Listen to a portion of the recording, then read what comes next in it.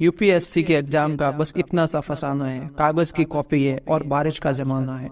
फिर से दर्द है दिल में, फिर से आंखों में नमी है, फिर आग का दरिया है और फिर डूब के जाना है। अगर आप जीतती हो तो अपने हर सपने को सच्चाई में बदल सकते हो। आज सोच ही रहा था कि यूपीएससी की तैयारी छोड़ देता हूँ, पर आज सुबह ही माँ का फोन आया और पूछ रही थी, आईएएस बाबू कब आ रहे हो घर।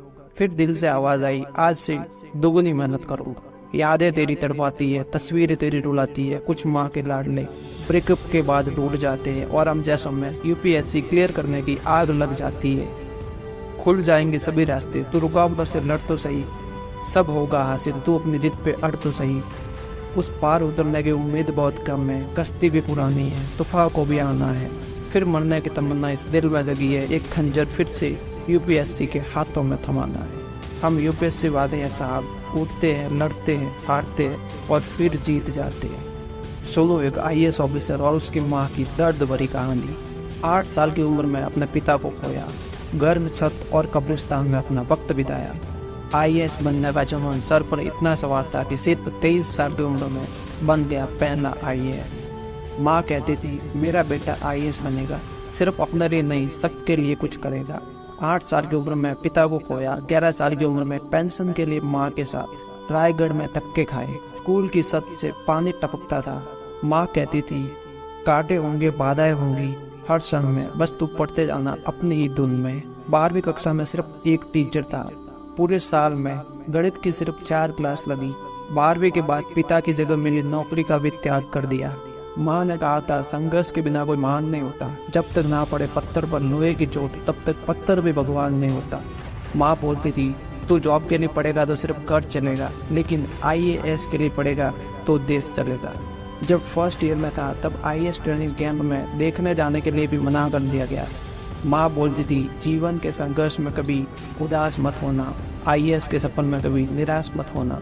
जितना रोना है उतना रोना, जितना खोना है उतना खोना, पर तू याद रख, तुझे है आईएएस होना, तुझे है आईएएस होना। उसी वक्त कसम खा ली, जब आऊँगा तब आईएएस बनकर ही आऊँगा।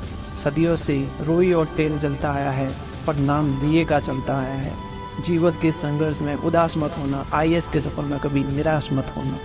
दिल्ली पहुंचा, गर्म छत और कब्रिस्तान में अपना वक्त बिताया।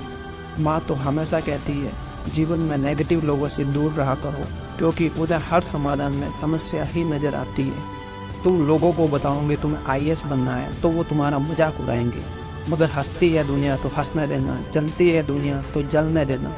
वो लोग तेरे जुनून की आग में घी डालने का काम करेंगे। 2008 में शारदा दीदी को भी खो दिया, जो उनकी प्रेरणा थी, और वो सिर्फ 29 साल की उम्र की थी। माँ तो अब भी कहती है, समस्या जितनी बड़ी आएगी समाधान भी उतना ही बड़ा होगा, और उन समस्या में कुछ कर गुजरने का मौका होगा। दरअसल ये तो समस्या नहीं है, ये तो अवसर है। समस्या जितनी बड़ी होगी अवसर उतना ही बड़ा होगा। वक्त कम है, जितना दम है लगा ले। मेरा सपना तुझे आईएएस बनता देखना है, तुझे आईएएस बनता देखना है। इतना सब कुछ होने के बावजूद आईएएस बनने का जुनून सर पर इतना सवार था कि सिर्फ 23 साल की उम्र में ही बन गया छत्तीसगढ़ का पहला IAS. OP Chaudhary. Wish you all the best दोस्तों। मैं कार्तिक आपके सपनों को सपोर्ट करता हूँ।